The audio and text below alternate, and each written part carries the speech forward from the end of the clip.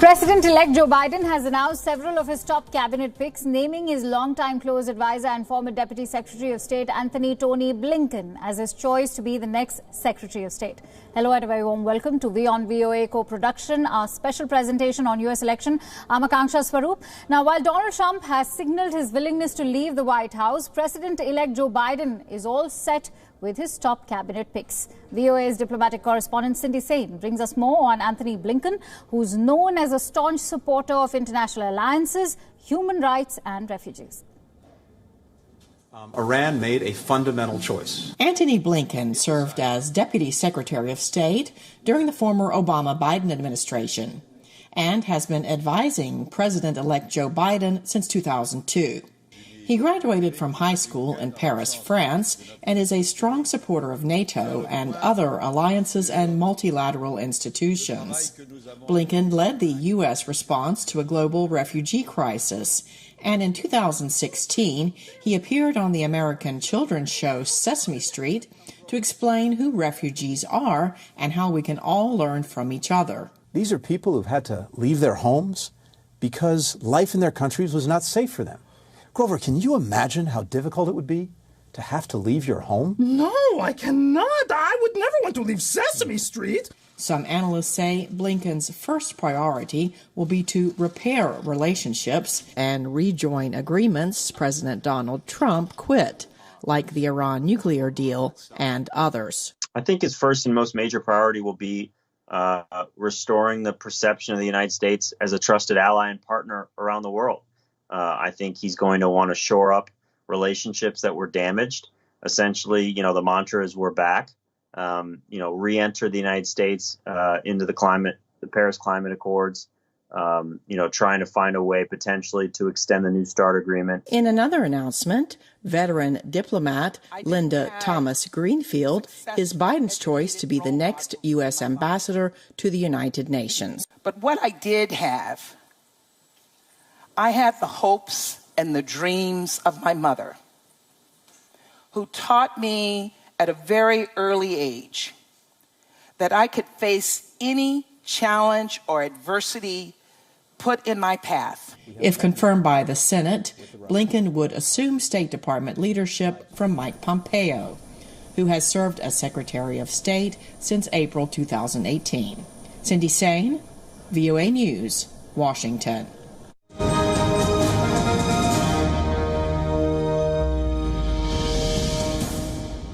Getting a sense of perspective on the transition and cabinet picks, and for that let's go across to Voice of America's Nova Poerwadi, who's joining us live at this hour from Washington DC. Greetings to you, Nova. Good to have you back. Now, there's quite a relief in Washington as the presidential transition is finally happening from an administrative viewpoint. Could you explain what to expect in the coming days? Well, Akanksha, it was certainly a huge sigh of relief, especially for the Biden camp, for the transition to officially, administratively begin. Now, a lot has been said about the $6 million budget that is now being released for this transition.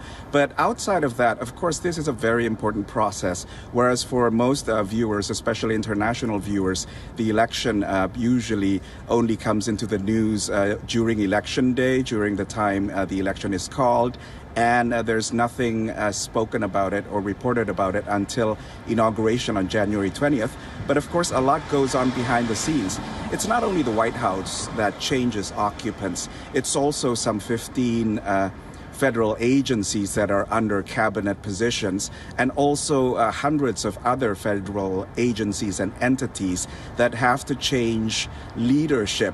And it's sort of like the handing over of the key, so to speak, for a new occupant versus an old occupant. There needs to be a lot of communication between incoming teams and outgoing teams, as far as a lot of secret information and a lot of classified information. And now we're finally seeing this,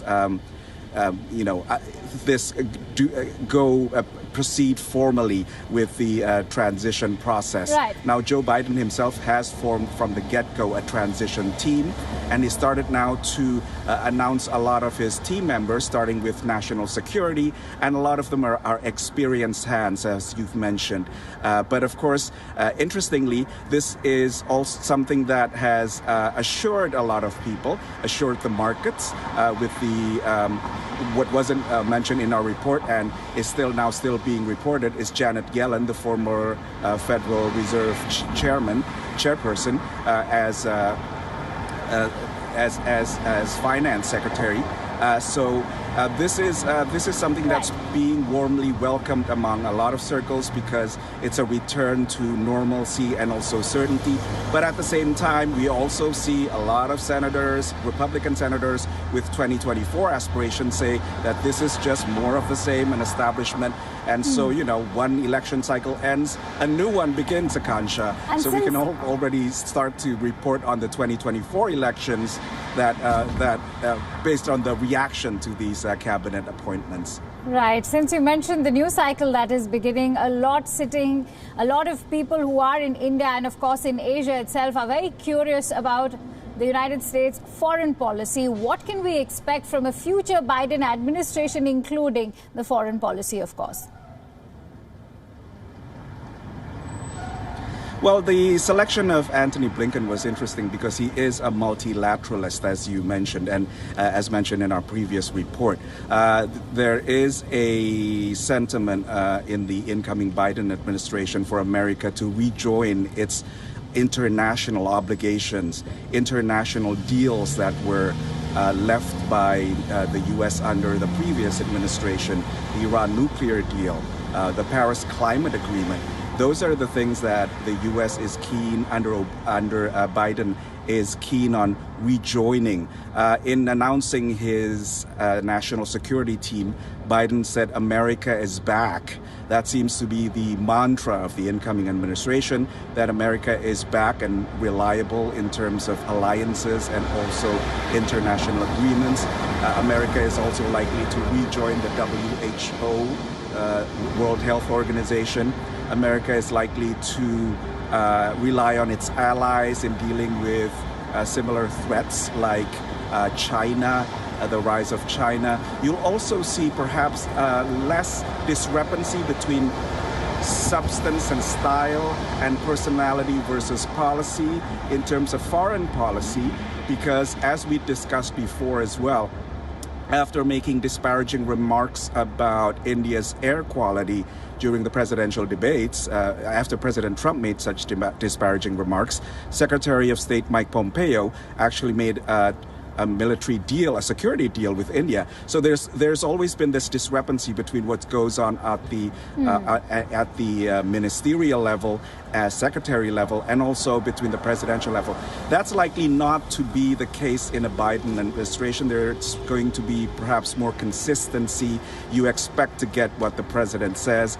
We also saw in terms of international aid, President Trump has always been more America first. He's always been more for slashing international aid, whereas behind the scenes, apparently, Secretary of State Mike Pompeo still advocates foreign aid as parts of efforts to bolster also American influence abroad. So you'll see a lot more consistency from top to bottom, perhaps in a foreign policy standpoint. And as a background, Joe Biden has been very experienced in foreign policy. He was a senator since 1973.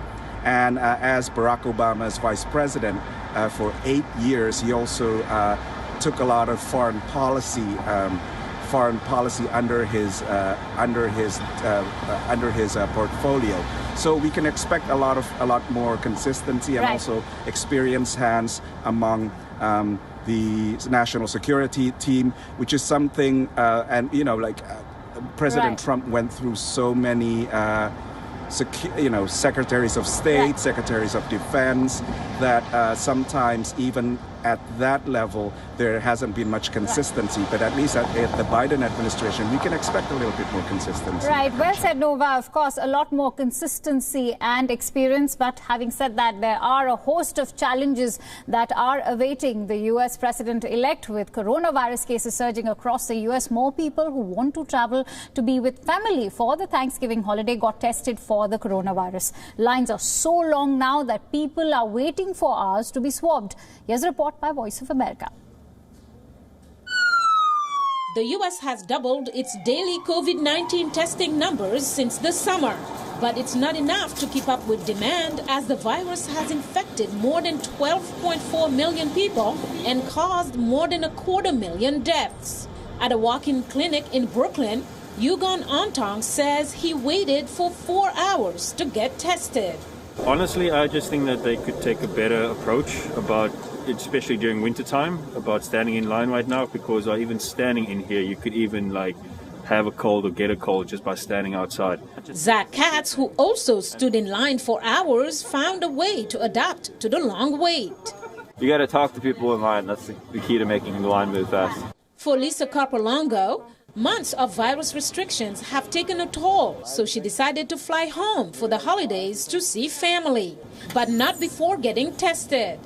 I think with the numbers rising and knowing that they want to see their families and the restrictions that their parents or themselves are putting on each other has been a little challenging. Another challenge, lab warnings of chronic shortages of testing supplies. Scott Becker heads the Association of Public Health Laboratories. We continue to see supply challenges in the laboratory community writ large. There will be a longer turnaround time, so that means there may be some longer delays in returning the results simply because things may get backlogged. We're not seeing that at the moment.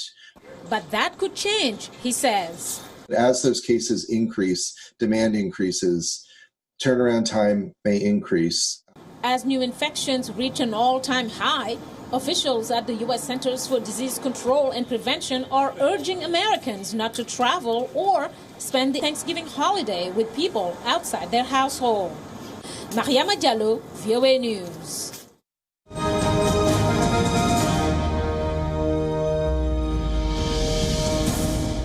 And so to speak more about the COVID situation in the United States, let's quickly go back to Voice of America's Nova Poerwadi, who's joining us live from Washington, D.C. Nova, many Americans still seem to be traveling during the holiday season. How is this expected to affect the COVID numbers in the United States? Well, Kancha, it's very interesting compared to India, which I hear a lot of the times that people go home for the holidays is a little bit more staggered depending on region.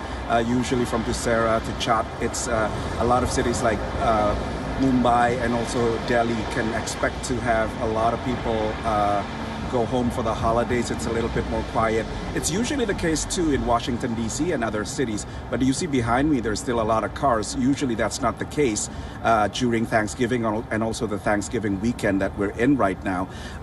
That's what usually happens. Big cities empty out and a lot of people go home for the holidays. Now, we were expecting a lot of people not to go home for the holidays, but apparently a lot of people still decided to do so. According to the American Automobile Association, AAA, some 50 million people decided to still go home for the holidays. That's only a small drop compared to last year before the pandemic. Now, a lot of people, I have to say, are doing it as safely as possible. For instance, one of my yoga teachers, she stopped outdoor in-person classes a few weeks before Thanksgiving, and she said, no, I'm self-quarantining, and then I'm getting a COVID test, and then I'm going to my parents, and then I'm coming back, and then I'm self-quarantining. Some people are doing it safely, but what's concerning is people who may not be doing it safely, who may not be taking the virus seriously, because previous experience over the past year has shown that there's usually a spike in COVID cases after each major holiday, especially holidays that involve a lot of get-togethers, parties, whether with friends or family. We saw that at the start of the summer vacation, Memorial Day in May. We also saw that at the end of summer vacation in September, in early September. And we also saw that at the U.S. Independence Day holiday on July 4th. So there's a fear that Thanksgiving could end up being a super spreader if people are going home for the holidays and not taking care of themselves and their loved ones. But at least now we see 95% of people drive home for the holidays. And others use train, planes, and buses. And we see in those places, at least now there's plexiglass, everyone's wearing masks. Right. There's a lot of social distancing. There's a lot of sanitizing. So we'll see whether it becomes a super spreader or whether it can be rather contained or whether there's a small bump, Akansha. I'm sure there'll be numbers emerging soon after the festival season is over. Now, Nova, with COVID expected to be one of the priorities for the incoming Biden administration, what can we expect in the coming 2 months before Joe Biden takes office? Well, what's interesting is over the past few weeks, there have been promising developments in terms of vaccines. There was Pfizer, then Moderna, and then the latest AstraZeneca. And the AstraZeneca one is apparently one which is the one to watch for countries like India because it uses a different sort of technology compared to the Pfizer and Moderna, which relied on RNA, whereas this one relied on weakened virus samples. And it does not need ultra cold refrigeration, which makes it much more easier to distribute in warmer weather climates like India. So at least these vaccines, and perhaps more to come, provide some tailwinds for the incoming Biden administration come Inauguration Day on January 20th. But also, we have to remember also his cabinet picks. One of his first picks, actually his very first pick, was as Chief of Staff, Ron Klain.